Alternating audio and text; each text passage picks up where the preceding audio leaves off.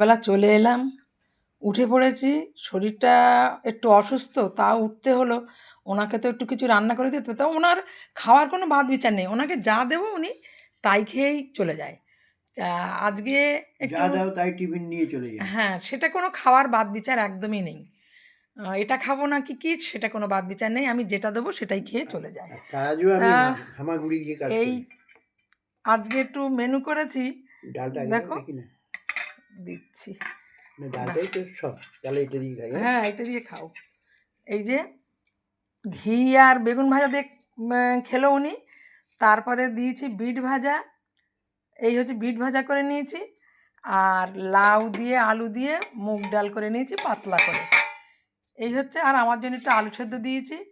এই হচ্ছে আমাদের আজকের মেনু। দিন কটা কোনো রকমে কাটাচ্ছি। রান্নাবান্না তেমন কিছু করতে পারছি না। তা তোমাদের কেমন লাগলো? তোমাদের সামনে অনেক দিন আসি না। আজ একটু উঠে করলাম ভিডিও। তোমাদের কেমন লাগলো একটু জানিও। তোমাদেরকে ভালোবাসা দিলাম। তোমরা আমাদের পাশে থেকো। বাই।